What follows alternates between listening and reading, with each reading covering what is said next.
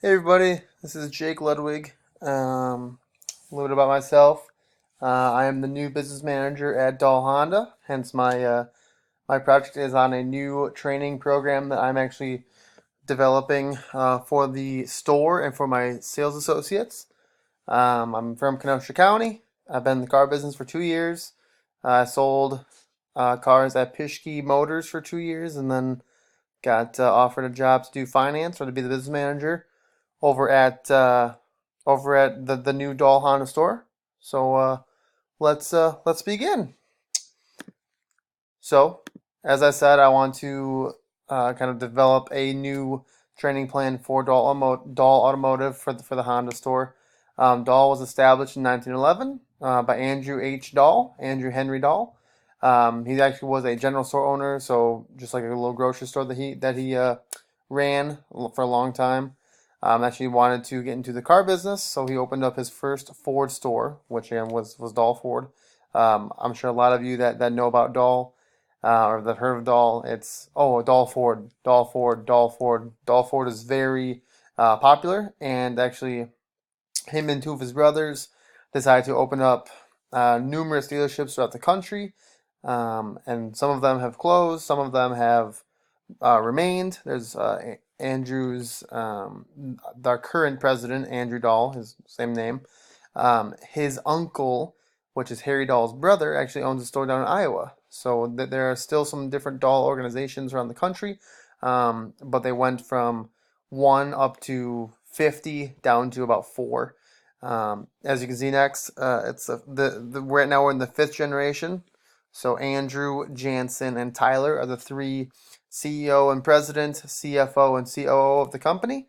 It's the seventh oldest family-owned dealer in America, and it's actually the fourth oldest um, Ford dealer in America. A couple highlights right now from this year. Right now, as an organization, which has Mazda, Subaru, Hyundai, Ford, Lincoln, Chevy, Winona, Toyota, and the brand new Honda store, which is where I work. We're at 98.1 customer satisfaction year to date, and that is for detail, that's for service, that's for parts, that's for sales, that's everything. So it's pretty impressive. We go above and beyond for our customers and our clients. We want to make sure that everyone is taken care of every single time. Um, Honda Motor Works, which was the old Honda store, was acquired from Dahl, or acquired by Dahl from Chris Schneider, who was the owner of Honda Motor Works on March, I should say March right there, on March 27th. And then I started May 20th, again from Pischke. So what my training is going to be on is going to be on EPPs, which for those of you that have no idea about the car business, that is environmental protection packages. Okay, so rust proofing, Zeridium, glass coat. Some of you might know Simonize, which is a pretty popular one. We use Zeridium. It's almost the same exact thing as glass coat, which is less expensive, and it's actually longer lasting than glass coat. Um, what I want to accomplish in this training is to be able to train my sales associates about the benefits of it so they can explain the benefits of the product and of the coverage to the customers so the customers understand it. Another big thing is overcoming objections. I know, as you guys probably know, whenever you go to a car dealership, it's pretty scary. You don't want to go there. You don't want some sleazy salesman selling you some stuff, and I totally understand that. That's why I want to work on overcoming objections. And lastly, asking why not. So when they're going through with the customer, with the client, they agree to buy a car. Hey, we have this product. No, I don't want to do that. Well, why not? Why wouldn't someone want to protect their investment? Why wouldn't someone want to protect and have a very, very, very good warranty that with no deductible, that if something does happen, if you have a rip, a spill, a stain, a dent, a door ding, a windshield chip or crack, any rust, etc., why would you not want to protect your $10,000 to $50,000 investment? So those are kind of what the whole training and my whole plan for this entire training to be is to work on those four things. Next, we have the layout or schedule. Daily, we have a 30-minute sales meeting. Of those 30 minutes, I have 5 to 8 minutes depending on how busy we are. But I utilize every 5 to 8 minutes every single day and just touch on it from the day before, from the weekend, etc. Go around and kind of tell everybody what I've seen, what I'm not seeing, what I would like to see, what I've heard, what I haven't heard, etc. What customers are telling me, which is ultimately the most important thing is if the customers finds value in it. If they do, fantastic. If not, why not? And what they're being told or how the message is portrayed to them. Um, and what I want to do every third day, I initially want to do every other day, but that's not really realistic. So I think every third or even every fourth day or once a week, at the bare minimum, I want to do a 15-minute one-on-one. So with me and all my sales associates, one-on-one for about 15 minutes.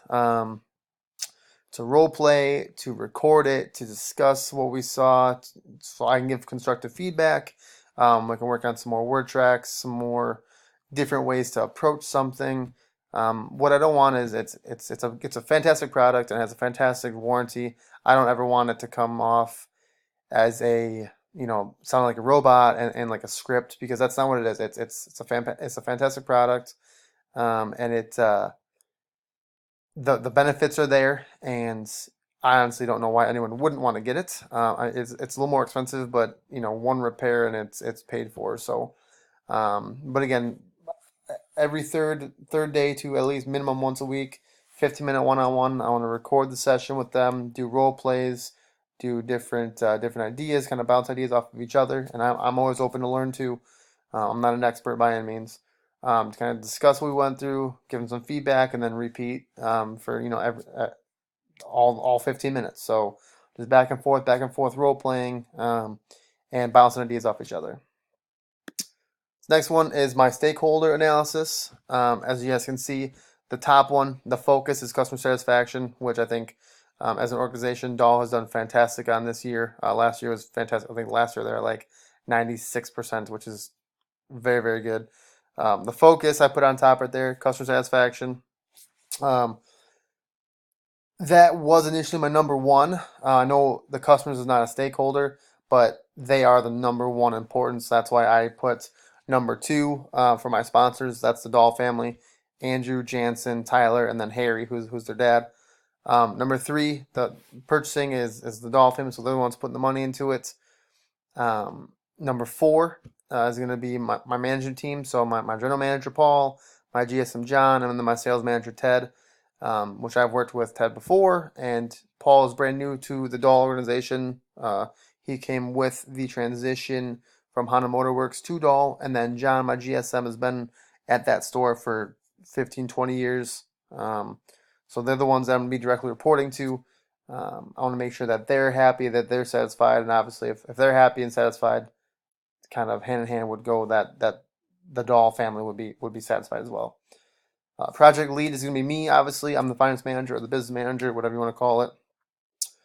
This is a very, very important thing to me because when I was a salesperson, I'd rather sell an EPP than a vehicle. Vehicles are dime a dozen. Everyone has a vehicle. There's a dealership on every block now. You can get a car. It's not just the car. You're buying from the person. You're buying from the organization. And when you trust that person and you want to do business with them, again, my whole philosophy is why would you not want to protect it? So I take full responsibility and I'm taking the lead on this. Obviously, it's my project. Number six is gonna be the team members being coached. So that's after me. It's obviously I need to make sure that my team members are being coached and trained. Um, and then once they're coached and trained, I'm gonna have them relay the message to my management team, and then from there, again, the sponsor is gonna be my management team. Sponsors are gonna be Doll. I'll be the team lead, like I said. And again, kind of background back to the focus is our customer satisfaction. Next, we have my stakeholder analysis continued. Um, who will I be providing status and updates to? Is going to be my direct managers. So again, Ted, which actually Ted's kind of my equal counterpart, so to speak. But anyway, Ted, John, and then Paul. But obviously, most importantly, is the Doll family: Andrew, Jansen, and Tyler. Who do I need to keep satisfied? Again, main focus is the doll families. Um, the more that we sell, obviously we can grow our business. Obviously, there's profit in everything. Every time you buy something, there's profit in it. So I want to make sure that my owner group, the doll family, is satisfied because it's not only a revenue and a profit standpoint, but it's also happy customers, and happy customers lead to more dealerships. More dealerships lead to more happy customers and more dealerships, etc., etc. Who am I going to put minimal effort into? Honestly, I don't really need to coach the detail or the service team on how to sell this and how to talk about it. I still will give them some pointers here and there if someone ever asks them, for sure. But the people I'm going to be managing closely and making sure that everything is good is obviously my sales associates, because they're the ones that talk directly with the or with the customers. Whenever you go buy a dealer, whenever you go to a dealership to buy a car, you're going to talk directly with the sales associates. And when you spend an hour with them or 6 hours with them, and you've bought not one but two and three and four and five cars from them, obviously you trust them more so than anybody else, and they can talk about it intelligently and explain the benefits, like I said earlier.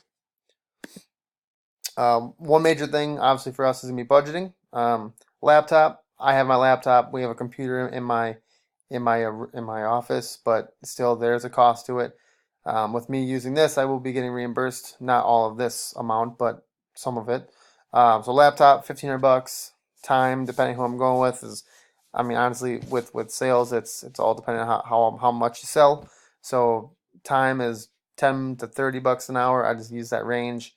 Could be more, could be less, just depends on the person. Pens and notepads, which are obviously an expense that Doll has to accrue with this. I mean, we have pens and notepads throughout, but they've purchased them, but so they're still an expense. About 35 bucks there. PowerPoint, if we don't use this laptop, then we'll be using the um, my office computer, and they don't have PowerPoint, so we have to get that. So I can go through and we can make an example and explain the benefits, and just like with this project, go through a PowerPoint and explain the benefits of every single thing and how to recommend it and blah blah blah, stuff like that. Next is video recorder. Now, so we can use cell phone, but cell phones don't really pick up the best audio sometimes, so we want to get a camcorder or whatever. Next, the desk, which is already in my office, been paid for, but still has a cost. And the chairs, again, the same thing, about 400 bucks there. But honestly, developing better skills to explain for my salespeople to explain the products and the benefits of those products to our customers and clients, that's priceless. That's what Andrew Dahl, the original Andrew Dahl, the founder of Dahl, that's what he wanted, was happy customers, and we're going to continue that legacy and continue that focus. So, and lastly, some of the risks. Um, Honestly, there's no real negative risks with this. I guess the one negative, which I didn't put on here, would be that maybe some salespeople get stressed out or a little distracted because they're focusing too much on the EPPs than not just, and they're getting nervous, which is not a good thing. But a few positive risks would be, obviously better performance, and then more intelligent sales associates, so they're more competent and they can, relay the message and everything. So, um, yeah, that's my project. I hope you guys liked it. I know it's not a ton, but the project I'm doing is not, it's not very in depth. It's more just a trial and error, trial and error, trial and error. Um, but yeah, have a good day. Thanks.